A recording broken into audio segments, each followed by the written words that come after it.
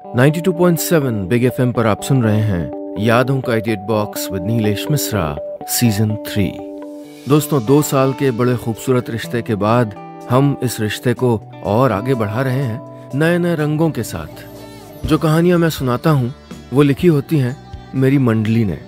जी हाँ, एक राइटर्स की मंडली है जिसको मैं ट्रेन करता हूं, जो बम्बई और भारत के कई और हिस्सों में रहते हैं। मैं उनकी मदद करता हूं बेहतर से बेहतर कहानियां लिखने में और फिर उन्हीं कहानियों को आपके सामने पेश करता हूं। दोस्तों, आज मैं आपको सुना रहा हूं विश्वदीप सेन की लिखी कहानी गरीबी के इंतजार में। चल, दोनों के 49 हैं, देखते पहले किसके 50 पूरे होते हैं, राजू ने चुनौती प्रस्तुत करते हुए कहा। हाँ ठीक है, देखते हैं। मुन्नी ने भी चुनौती स्वीकार कर ली। मेरे पूरे हो गए, मैं जीत गई, मुन्नी चहकती हुई बोली। शाम ढल जाने के बाद घर के अंदर भाई बहन के पास मनोरंजन का यही एक साधन होता है, मच्छर मारने का कंपटीशन। राजू और मुन्नी का पिता है घनश्याम, जो किसी जमाने में किसान हुआ करता था। गांव में ठीक ठाक जमीन थी जिसमें वो खेती किया करता था। एक दिन अचानक सरकार का नोटिस आ गया कि अपनी जमीन खाली कर दो, हमें ये चाहिए मतलब चाहिए। सिर्फ घनश्याम नहीं, उस क्षेत्र के सभी किसानों को यही नोटिस मिला था, लेकिन सभी ने जमीन देने से इनकार कर दिया। उन्होंने कहा कि धरती हमारी मां है, हम इसे नहीं देंगे, वगैरह वगैरह। सरकारी लोगों ने बड़े ध्यान से उनकी बातें सुनी और फिर उनकी भावनाओं का आदर करते हुए बड़े ही प्रेम पूर्वक सबकी जम के सुताई की। उस वक्त कहा जा रहा था कि वहां अस्पताल बनेगा और सबको आसानी से इलाज मुहैया होगा, मगर आज वहां अस्पताल तो नहीं बल्कि देश का पहला रूरल गोल्फ कोर्स जरूर बन गया है। इसे कहते हैं विजन। खैर, जमीन के मुआवजे की रकम मिली तो सही, मगर घनश्याम को नहीं। किसे मिली ये अभी तक शोध का विषय है। जमीन नहीं रही तो घनश्याम ने सोचा कि वो शहर जाएगा ताकि कोई अच्छा काम मिले। सो वो अपने बीवी बच्चों के साथ शहर आके बस गया। उसको मजदूरी का काम मिला तो सही, लेकिन अस्थायी तौर पे। महीने के कुछ दिन घनश्याम सामान ढोता, जबकि बाकी दिन रामलाल। चलिए रामलाल का थोड़ा सा इंट्रोडक्शन हो जाए। रामलाल उसी कंस्ट्रक्शन साइट पे माल ढोने वाला बहुत ही सधा हुआ सिपाही था और काफी अनुभवी भी। यही वजह थी कि उसको कई बार घनश्याम के ऊपर तरजीह दी जाती थी। हालांकि घनश्याम का मेहनताना रामलाल के चारे के खर्चे से कम था, फिर भी अनुभव को अपर हैंड तो बनता ही है। घनश्याम का परिवार जिस मकान में रहता था, उसकी कंडीशन को देखते हुए उसको राष्ट्रीय धरोहर घोषित कर देना चाहिए था। अक्सर दीवारों को उखड़ने के लिए बेताब पपड़ियों को सुनियोजित तरीके से उखाड़ के राजू और मुन्नी शेर, भालू आदि के आकार की सुंदर कलाकृतियों की रचना करते। वो घर छिपकली, तिलचट्टा, चूहा, मेढक आदि कई विलुप्त प्राय प्रजाति के प्राणियों का निवास स्थल था। सभी बिना भेदभाव के मिलजुल के रहते थे। तो साहब, दोनों बच्चे अपना मच्छर मार अभियान समाप्त करके चरचराने वाली म्यूजिकल खटिया पे सोने चले गए। रिटायर कर देने की विनती करता सीलिंग फैन ऊपर राग भीम पलासी सुना रहा था। घनश्याम और उसकी पत्नी सरला चुपचाप बैठे हुए थे। सरला देवी ने खामोशी तोड़ते हुए कहा, और कितने दिनों का काम बचा है? पता नहीं, इमारत तो तैयार होने वाली है। कहीं और नई इमारत बने या फिर यही वाली गिर जाए, तभी फिर से काम मिलेगा, घनश्याम ने कहा। अजी, मैंने सुना है गरीबों के लिए कोई गरीबी कार्ड बनता है जिससे सस्ता राशन और भी बहुत से फायदे मिलते हैं। आप भी बना लीजिए ना, सरला देवी ने कहा। यह सुन के घनश्याम की आंखों में चमक बिखर गई। सच में? ठीक है, देखते हैं कल। इतना कह के घनश्याम सो गया। अब उसे सुबह का इंतजार था, गरीबी के कार्ड का इंतजार था, सस्ते राशन का इंतजार था। 92.7 बिग एफएम पर आप सुन रहे हैं यादों का edit box with Nilesh Mishra season 3। दोस्तों, आज मैं आपको सुना रहा हूं अपनी मंडली के सदस्य विश्वदीप सेन की लिखी कहानी गरीबी के इंतजार में। आज की कहानी में अब तक आपने सुना कि घनश्याम पहले एक किसान था, मगर उसकी जमीन अधिग्रहित हो जाने के बाद वो अपने परिवार के साथ शहर आके मजदूरी करने लगता है। उसकी पत्नी सरला उसको गरीबी कार्ड बनवाने की सलाह देती हैं। अब आगे। कई लोगों से गरीबी कार्ड के बारे में गहन पूछताछ करने पे घनश्याम को पता चला कि इसके लिए घर घर फूड इंस्पेक्टर आते हैं और हर बंदे की पूरी जानकारी लेके जाते हैं। फिर झटपट बन जाता है गरीबी का कार्ड। ये सुन के घनश्याम बहुत खुश हुआ। अगले दिन से ही वो घर की साफ सफाई में लग गया ताकि फूड इंस्पेक्टर आए तो उनको फील गुड हो। घर में दिवाली जैसा माहौल बनने लगा। एक दिन घनश्याम के पड़ोसी शंभूनाथ की नजर इन गतिविधियों पर पड़ी तो उसने घनश्याम से इनका कारण पूछा। फूड इंस्पेक्टर के स्वागत वाली बात पे उसने सर पीट लिया। अरे भैया, घर को चमका के रखोगे तो फूड इंस्पेक्टर तुमको कभी गरीब नहीं मानेंगे, शंभूनाथ ने कहा। घनश्याम को लगा कि शंभूनाथ की बात में दम है। अगले दिन घर की स्थिति पूर्ववत यानी पहले की ही तरह कर दी गई। उसके अगले दिन घनश्याम अपने दोनों बच्चों के साथ मिलकर दीवारों की बची खुची पपड़ियां उखाड़ने में जुट गया। वक्त बीतने लगा, दीवार पे नई पपड़ियां उगने का सीजन आ गया, लेकिन फूड इंस्पेक्टर का कहीं अता पता नहीं था। एक दिन शाम को मुन्नी मच्छर मार रही थी और घनश्याम कतई फ्रस्ट्रेटेड होकर राजू को मार रहा था कि तभी शंभूनाथ आया और घनश्याम को अपने कुटाई प्रोग्राम को कुछ देर के लिए पोस्टपोन करना पड़ा। शंभूनाथ ने चहकते हुए कहा, घनश्याम भाई, बहुत अच्छी खबर लाया हूं, सुनते उछल पड़ोगे? घनश्याम तो नहीं उछला, मगर मौका देख के पिटता हुआ राजू उछल के घनश्याम की कवरेज एरिया से बाहर निकल गया। शंभूनाथ ने बोलना जारी रखा, पता है, मैं जहां काम करता हूं उस गैराज में वो उपाध्याय जी आए थे अपनी पुरानी कार बेचने। कह रहे थे कि वो तीसरा घर और चौथी कार लेने वाले हैं। बातों में उन्होंने बताया कि कल यहाँ फूड इंस्पेक्टर आने वाले हैं। मगर उतने दावे से कैसे कह सकते हैं? घनश्याम ने पूछा। अरे उनका भी गरीबी कार्ड बनने वाला है ना। अरे बहुत ऊपर तक पहुंचे उनकी, उन्हें सब पता रहता है, शंभूनाथ ने जवाब दिया। ये सुन के घनश्याम ने सर खुजाते हुए पूछा, मगर वो तो कहीं से भी गरीब नहीं लगते, फिर उनको गरीबी कार्ड कैसे मिल सकता है? अरे बड़े लोग हैं, जैसा दिखते हैं हमेशा वैसा नहीं होते भाई। हो सकता है वो बस बाहर से अमीर लगते हो, अंदर से गरीब हो। शंभूनाथ ने अपनी बुद्धिमत्ता का परिचय दिया। घनश्याम ने सहमति में सर हिलाया। अगले दिन उपाध्याय जी की बात सच साबित हुई और सुबह सुबह एक बाबा आदम के जमाने की कार आके घनश्याम के घर के सामने रुकी। उसमें से फूड इंस्पेक्टर और उनके सहायक निकले। घनश्याम के घर के बाहर दरवाजे के नाम पे जो बिना नट बोल्ट का पटरा था, उसको हटाने के बाद घनश्याम का परिवार और फूड इंस्पेक्टर एवं सहायक एक दूसरे से रूबरू हुए। उनका परिचय पाके घनश्याम खुशी के मारे दोनों को लगभग खींचते हुए घर के अंदर ले गया। उनके बैठने के लिए खटिया पे चटाई बिछाई गई। चटाई की जो स्थिति थी वैसी अगर किसी मॉडर्न जीन्स की होती तो उसको फैशन मान लिया जाता। बहरहाल दोनों खटिया पे अधिष्ठित हुए। फूड इंस्पेक्टर जितने हृष्टपुष्ट थे, उनके सहायक उतने ही बारीक। पता नहीं क्या कनेक्शन था। दोनों पैनी निगाहों से पूरे घर का मुआयना करने लगे। उनकी नजर चौके में फैले हुए बर्तनों पे पड़ी। उनकी नजर गोसलखाने में रखी बाल्टी पे पड़ी। दोनों ने एक दूसरे की तरफ देख के अर्थपूर्ण ढंग से सर हिलाया। घनश्याम और बच्चे भी एक दूसरे की तरफ देख के अर्थपूर्ण ढंग से मुस्कुराए। लगता है काम बनने वाला था। सरला देवी ने खुशी खुशी पूछा, आपके लिए कुछ लाएं क्या साहब? पानी या ठंडा पानी? ये ठंडा पानी चलेगा, सहायक ने कहा। पानी प्रकरण समाप्त हुआ तो बाबू ने कहा, ठीक है, अब हम तुमसे कुछ सवाल पूछेंगे, उनका सही से जवाब देना। घनश्याम ने सर का अंगोछा कस के बांध लिया। उसके और गरीबी के बीच बस ये एक आदमी खड़ा था। 92.7 बिग एफएम पर आप सुन रहे हैं यादों का edit box with Nilesh Mishra season 3। दोस्तों, आज मैं आपको सुना रहा हूं अपनी मंडली के सदस्य विश्वदीप सेन की लिखी कहानी गरीबी के इंतजार में। आज की कहानी में अब तक आपने सुना कि घनश्याम अपना गरीबी कार्ड बनवाने के लिए प्रयासरत है। इसके लिए फूड इंस्पेक्टर की रजामंदी की जरूरत होती है। काफी दिनों के इंतजार के बाद फूड इंस्पेक्टर अंततः उसके घर आते हैं और फिर पूछताछ का सिलसिला शुरू होता है। अब आगे फूड इंस्पेक्टर के सवालों का सिलसिला शुरू हो गया। तुम्हारा नाम? जी घनश्याम।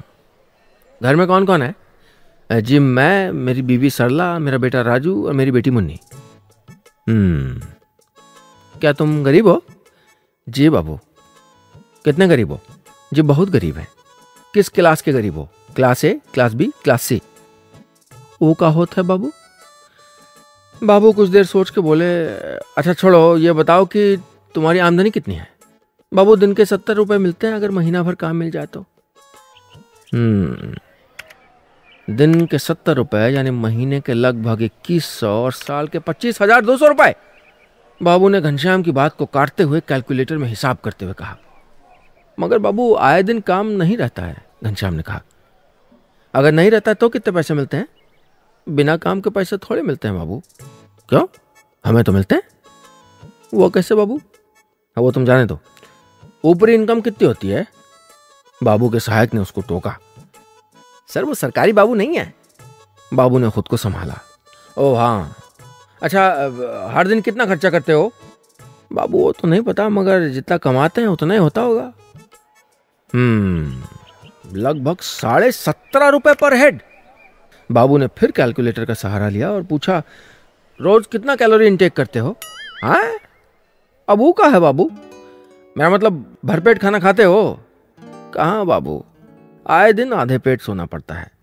हाँ रे चंपक, आधे पेट सोना पड़ता है, ऐसा किसी पिक्चर का डायलॉग था ना रे?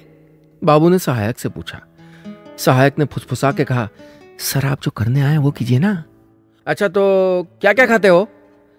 जी ज्यादातर रोटी, कभी कभार चावल बाबू। हमें तुम्हारे चावल की क्वालिटी चेक करनी है, दिखाओ जरा। सरला देवी चावल का कनस्तर ले आई। बाबू ने ढक्कन हटा के चावल का निरीक्षण किया और कहा, हमें बेवकूफ समझा क्या? हमने चावल दिखाने को कहा था, ये कंकड़ का दिखा रहे हो? बाबू ध्यान से देखिए, उसमें आपको चावल दिख जाएंगे, घनश्याम ने कहा। बाबू ने काफी मशक्कत के बाद थोड़े से चावल खोज निकाले, उनको हाथ में लेके अच्छी तरह से जांच की और फिर अगला सवाल पूछा।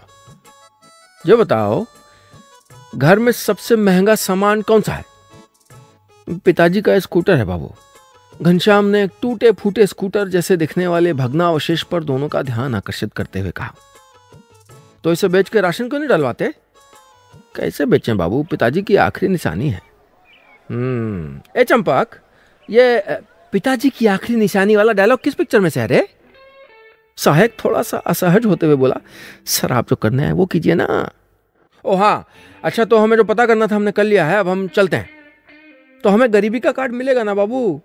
घनश्याम ने हसरत भरी निगाहों से देखते हुए पूछा।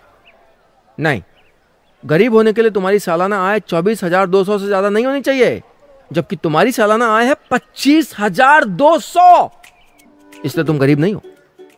लेकिन साल भर तो काम मिलता ही नहीं बाबू। वो हम नहीं जानते, हम तो वैसे हिसाब लगाएंगे ना। अच्छा हम चलते हैं, मुबारक हो, तुम गरीब नहीं हो। नहीं बाबू, हम तो गरीब हैं। चुप रहो, चुप रहो। हमारे देश के बड़े बड़े अर्थशास्त्रियों ने मिलकर यह मापदंड बनाया है और तुम उनसे ज्यादा जानते हो क्या? इतना कह के बाबू अपने सहायक के साथ वहां से चले गए। घनश्याम सर पकड़ के बैठ गया। दीवार की सारी पपड़ियों की कुर्बानी बेकार गई। बेकारी में उसके दिन बीतने लगे। एक दिन उसके मित्र शंभूनाथ ने आइडिया दिया कि वो क्षेत्र के विधायक से मिले, शायद वो उसके तारनहार बन जाएं। सो घनश्याम बड़ी उम्मीद लेके विधायक जी के पास पहुंच गया। 92.7 बिग एफएम पर आप सुन रहे हैं यादों का edit box with Nilesh Mishra season 3। दोस्तों आज मैं आपको सुना रहा हूं अपनी मंडली के सदस्य बिस्वदीप सेन की लिखी कहानी गरीबी के इंतजार में। आज की कहानी में अब तक आपने सुना कि फूड इंस्पेक्टर ने विस्तृत सवाल जवाब करने के बाद घनश्याम से कहा कि आमदनी अधिकतम सीमा से ज्यादा होने के कारण उसको गरीबी का कार्ड नहीं मिल सकता। इसके बाद घनश्याम अपनी समस्या लेके विधायक के पास पहुंचा। अब आगे। विधायक जी यंग ब्लड थे। आमतौर पे वो आम लोगों से नहीं मिलते थे, लेकिन इलेक्शन का वक्त था, सो जनता को दर्शन देने का सीजन चल रहा था। घनश्याम को भी उनके दर्शन का सौभाग्य प्राप्त हो गया। विधायक जी के घर में पूजा चल रही थी। घनश्याम ने उनको विस्तार से अपनी व्यथा कथा सुनाई। सुनकर विधायक जी ने पहले तो विभिन्न दिशाओं में अपनी मुंडी हिलाई और फिर गंभीर मुद्रा में कहा,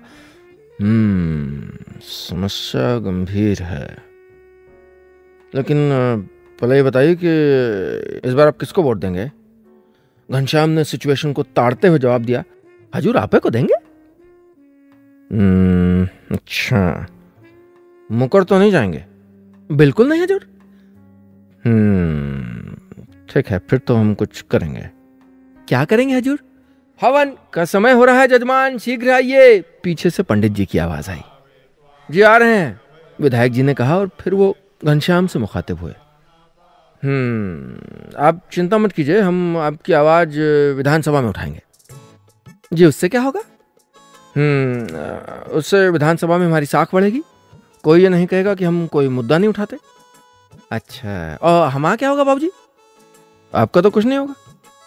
ऐसा मत बोलिए बाबूजी, हमारे पास कोई काम नहीं है, ऐसे तो हम सब मर जाएंगे। जी, मैं, मेरी बीवी और हमारे 2 छोटे छोटे बच्चे। क्या आपकी बीवी भी हमको वोट देगी? हाँ बाबूजी, काहे नहीं देगी? तब तो कुछ करना होगा। 2 वोटों का मामला है। विधायक जी बड़बड़ाने लगे। जी कुछ कहा आपने? घनश्याम ने पूछा। नहीं, तो आप कह रहे हैं कि आप मर जाएंगे। अच्छा बताइए कि आप सुसाइड करेंगे कि बाय डिफॉल्ट मरेंगे? मतलब बाबूजी? मतलब आप आत्महत्या करना चाहते हैं कि भूखों मरना चाहते हैं? जी, खाना नहीं होगा तो भूखों ही मरना होगा। देखिए, टेक्निकली आप भूखों नहीं मर सकते क्योंकि हर तरफ खाना है, बस उसको ढूंढने की जरूरत है। हम समझे नहीं बाबूजी? समझाता हूं। आपके घर में कौन कौन है? सरकार, हम, हमारी बीवी और 2 बच्चे। और कोई? नहीं सरकार। और कुछ?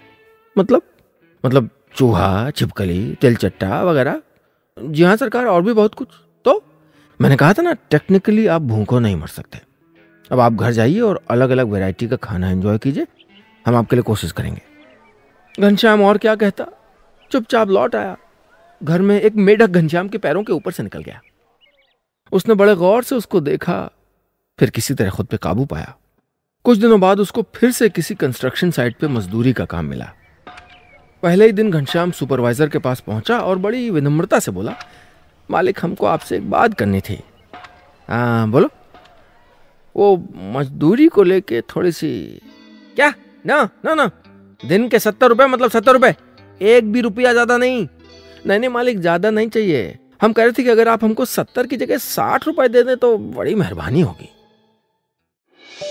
92.7 बिग एफएम पर आप सुन रहे हैं यादों का edit box with Nilesh Mishra, season 3। दोस्तों, आज मैं आपको सुना रहा हूं अपनी मंडली के सदस्य विश्वदीप सेन की लिखी कहानी गरीबी के इंतजार में। आज की कहानी में अब तक आपने सुना कि घनश्याम गरीबी की तलाश में है, यानी कि गरीबी के कार्ड की तलाश में है ताकि उसको सस्ता राशन मिल सके। लेकिन विधायक जी भी घनश्याम को इधर उधर की बातें करके चलता कर देते हैं। घनश्याम को फिर से काम मिल जाता है तो वो सबसे पहले सुपरवाइजर से अपनी मजदूरी कम करने को कहता है। अब आगे क्या? दिमाग तो ठीक है तुम्हारा, कम पैसे क्यों चाहिए? सुपरवाइजर ने हैरानी से पूछा। वो मालिक, दिन के 60 रुपए होंगे तो हमारा भी गरीबी का आड़त बन जाएगा, इसलिए। खैर, तो साहब घनश्याम की विनती स्वीकार कर ली गई और उसको अगले दिन से दिन के 60 रुपए मिलने तय हुए। घनश्याम को यकीन हो गया कि अब उसको गरीबी कार्ड हासिल करने से कोई नहीं रोक सकता। अगले ही दिन घनश्याम 3 घर और 4 गाड़ियों वाले हाई फाई गरीब उपाध्याय जी से मिला और उनसे निवेदन किया कि कृपया वो फिर से फूड इंस्पेक्टर को तलब कर दें। गरीब दुखियारों पर दया करना उपाध्याय जी का पुराना शौक था, सो उन्होंने घनश्याम पे एहसान फरमाने में देर नहीं की। फूड इंस्पेक्टर पुनः पधारे तो घनश्याम ने छाती चौड़ी करते हुए कहा, बाबूजी, अब मैं महीने के सिर्फ 1800 कमाता हूं, अब तो मेरा गरीबी कार्ड बनेगा ना? देश के नामचीन अर्थशास्त्रियों ने net domestic product, national income, world market की मौजूदा स्थिति, सेंसेक्स की स्थिति, डॉलर की current value, coal and oil reserve आदि की स्टडी की और वो इस नतीजे पे पहुंचे हैं कि। इतना सुनते ही घनश्याम का बेटा राजू अचानक जोर जोर से रोने लगा। नहीं बेटवा, रोते नहीं है, सुनो बाबू, कुछ अच्छा बोल रहे हैं। हाँ बाबू, आप बोलिए। हाँ, तो मैं कह रहा था कि इन सभी स्टडीज के बाद वो इस नतीजे पे पहुंचे हैं कि गरीबी का पिछला मापदंड पूरी तरह से सही नहीं था, सो उन्होंने इसमें कुछ बदलाव किया है। मौजूदा नियम के अनुसार अगर तुम्हारे पास 100 सीसी या उससे ज्यादा पावर का व्यक्तिगत वाहन है तो कम आमदनी होने के बावजूद तुम गरीब नहीं कहलाओगे। और तुम्हारे पास तो अपने पिताजी का स्कूटर है, तो मुबारक हो, अरे तुम फिर से गरीब नहीं रहे। मगर बाबू, फूड इंस्पेक्टर के पास घनश्याम की बातों को सुनने का टाइम नहीं था। गरीबी कार्ड हासिल होने की खुशी में उपाध्याय जी ने अपने घर में पूल साइड पार्टी जो रखी थी वहीं जाना था उनको, सो वो चलते बने। घनश्याम का गरीबी का सम्मान प्राप्त करने का सपना फिर से धरा का धरा रह गया। इधर उसका वो दिन के 60 रुपए वाला काम भी पूरा हो गया, सो घर में बच्चे मच्छर और घनश्याम मक्खी मारने लगा। एक दिन शंभुनाथ घनश्याम के घर आया तो देखा कि वो खटिया पे पड़ा कराह रहा है। उसने पास जाके पूछा, क्या हुआ, बीमार हो? तुम्हें क्या लग रहा है? घनश्याम ने कराहते हुए पूछा। अरे वो सब छोड़ो, बहुत बढ़िया खबर लाया हूं। हमारे मोहल्ले में एक बहुत पहुंचे हुए समाज सेवी आए, एनजीओ वाले। उन्होंने बहुतों को ऊपर पहुंचाया है। मतलब उन्होंने बहुतों का बेड़ा पार किया है। वो हमारी भी सारी तकलीफें दूर कर देंगे। चलो जल्दी चलो। घनश्याम कुछ कह पाता इससे पहले ही शंभुनाथ ने उसको अर्धनग्न और पूर्ण रुग्णावस्था में लगभग खींचते हुए समाज सेवी के सामने ला पटका। समाज सेवी लंबे लंबे वस्त्र धारण किए थे, हाथ में कंठी माला थी, माथे पर तिलक, कमरे में अगरबत्तियां जल रही थीं और घनश्याम का खून भी। इस हालत में कमबख्त शंभुनाथ उसको वहां लेके आया था, मगर डूबते को तिनके का सहारा। सो घनश्याम भी हाथ जोड़ के समाज सेवी की ओर टुकुर टुकुर देखने लगा। उसके दिल में फिर से एक उम्मीद जगी थी। 92.7 बिग एफएम पर आप सुन रहे हैं यादों का edit box with Nilesh Mishra season 3। दोस्तों, आज मैं आपको सुना रहा हूं अपनी मंडली के सदस्य विश्वदीप सेन की लिखी कहानी गरीबी के इंतजार में। आज की कहानी में अब तक आपने सुना कि जब घनश्याम, जिसको गरीबी के कार्ड की तलाश है, वो फूड इंस्पेक्टर से कहता है कि अब उसकी आमदनी कम हो गई है और उसको गरीबी का कार्ड मिल जाना चाहिए, तो जवाब में वो कहते हैं कि गरीबी के मापदंड बदल गए हैं और चूंकि उसके पास स्कूटर है इसलिए उसको गरीब नहीं माना जाएगा। इसके बाद शंभुनाथ एक समाज सेवी के पास मदद के लिए पहुंचता है। अब आगे। समाज सेवी ने मृदु मुस्कान के साथ कहा, कहो वत्स, क्या बात है? बाबूजी, मैं बहुत गरीब हूं, मेरा गरीबी का कार्ड नहीं बन रहा है, आप कुछ कर दीजिए ना। घनश्याम ने कहा, तो तुम्हारी समस्या क्या है वत्स? तुम गरीब हो या ये कि तुम्हारा गरीबी कार्ड नहीं बन रहा है? जी दोनों बाबूजी। देखो, कार्ड के बारे में मुझसे बात ना ही करो तो अच्छा है। स्कूल के दिनों में अपना रिजल्ट कार्ड देखने के बाद मुझको कार्ड से नफरत हो गई थी। शादी का कार्ड ना छपवाना पड़े इसलिए मैंने शादी भी नहीं की। पर हाँ, तुम्हारी गरीबी का मैं कुछ कर सकता हूं, तो कीजिए ना बाबूजी। घनश्याम ने बड़ी उम्मीद लेके कहा, देखो, ये गरीबी दिमाग का खेल है। अगर तुम सोचोगे कि तुम गरीब नहीं हो तो देखना तुम्हें लगेगा कि तुम सचमुच अमीर हो चुके हो, समझे? मगर तब तो मेरा गरीबी कार्ड नहीं बनेगा। हद है, कैसे इंसान हो? मैं तुम्हें अमीर बना रहा हूं और तुम गरीबी कार्ड के पीछे भाग रहे हो। इसीलिए तुम जैसे लोग तरक्की नहीं कर पाते। चलो अब आंखें बंद करो और सोचो। जी क्या सोचूं बाबूजी? वो भी मैं ही सोचूं क्या? अरे जो तुमको अच्छा लगता है वो सोचो। घनश्याम ने आंखें बंद कर ली। सोचा? समाज सेवी ने पूछा। हाँ बाबूजी, घनश्याम ने कहा। क्या दिख रहा है? जी रोटी। अरे बेवकूफ, रोटी से ऊपर उठो, कुछ बड़ा सोचो। घनश्याम फिर से सोचने लगा। सोचा? समाज सेवी ने पूछा। हाँ बाबूजी, क्या दिख रहा है? जी बड़ी रोटी। सत्यानाश! अरे भले मानस, बोटी के बारे में सोचने वाला अमीर बनता है, रोटी के बारे में सोचने वाला नहीं। तुम में अमीर बनने के कोई गुण ही नहीं है। बेकार में मेरा टाइम बर्बाद मत करो, फूटो यहां से, वरना तुम्हारी संगत में मैं भी बिगड़ जाऊंगा। समाज सेवी ने झिड़क के कहा। घनश्याम फिर से निराश होकर घर लौट आया। वो काफी बीमार था। उसने समाज सेवी का नुस्खा ट्राई किया और सोचने की कोशिश की कि वो बिल्कुल ठीक हो चुका है, लेकिन कुछ खास फायदा नहीं हुआ। घर में ऐसा कुछ नहीं था जिसको बेच के घनश्याम का इलाज हो सके, सिवाय पिताजी की आखिरी निशानी उस कंकाल नुमा स्कूटर के। इसलिए और कोई चारा ना देख के आखिरकार उसको स्कूटर को बेचना ही पड़ा। और स्कूटर किसने खरीदा? अरे वही हाई फाई गरीब उपाध्याय जी ने। क्यों? उपाध्याय जी के शब्दों में, अरे भाई हमने गरीबी कार्ड बनवाया ना, इसलिए खुद के प्रति ईमानदार रहने के लिए कभी कभार गरीबी टाइप की फीलिंग आनी चाहिए, इसीलिए खरीद लिया स्कूटर। बहरहाल स्कूटर बेचकर मिले पैसों से घनश्याम का इलाज हुआ। धीरे धीरे उसकी हालत में कुछ सुधार आने लगा। एक दिन खटिया पे लेटे लेटे उसने सरला देवी से पूछा, क्यों ना आज हम सब हलवा पूरी खाएं? आखिरी बार गांव में खाई थी। अब तो स्कूटर बेच के थोड़े बहुत पैसे भी आ गए हैं, मैं बाजार से सामान खरीद लाता हूं। सारा इंतजाम हो गया, हलवा पूरी बनके तैयार हो गई। घनश्याम एंड फैमिली खाने जा ही रहे थे कि अचानक फूड इंस्पेक्टर जलवानुमा हुए। अरे बाबूजी आप, अरे बड़े अच्छे वक्त पे आए। आज हमारे घर में हलवा पूरी बनी है, आइए आइए आइए, आप भी खाइए। घनश्याम ने उनका स्वागत किया। फूड इंस्पेक्टर ने आंखें बड़ी बड़ी करते हुए घनश्याम की ओर देखा और एक बहुत बड़े एक्सक्लेमेशन मार्क के साथ कहा, हलवा पूरी? हाँ बाबू खाइए ना। तुम्हें पता है ना मैं यहां किस लिए आया था? तुम्हें यह बताने कि गरीबी कार्ड पाने के मापदंड फिर से बदल गए हैं और नए मापदंड के अनुसार दिन में 32 रुपए से कम खर्चा करने वाला गरीब माना जाएगा। और तुमने मुझसे कहा था कि तुम उसी टाइप के इंसान हो, उस हिसाब से तुमको गरीबी कार्ड मिलने वाला था। मगर यहां तो हलवा पूरी बन रही है, दावत उड़ाई जा रही बाकायदा। मगर बाबू ये तो बस आज थोड़ा मन किया था इसलिए। बस बस, रंगे हाथों पकड़े गए हो तुम। सरकार की आंखों में धूल झोंकने चले थे, शर्म नहीं आती तुमको? खबरदार आइंदा खुद को गरीब कहा तो। इतना कह के फूड इंस्पेक्टर मार्च पास्ट की स्टाइल में चलते बने। हलवा पूड़ी के सौजन्य से घनश्याम अब परमानेंटली अमीर बन चुका था। बस इतनी सी थी ये कहानी।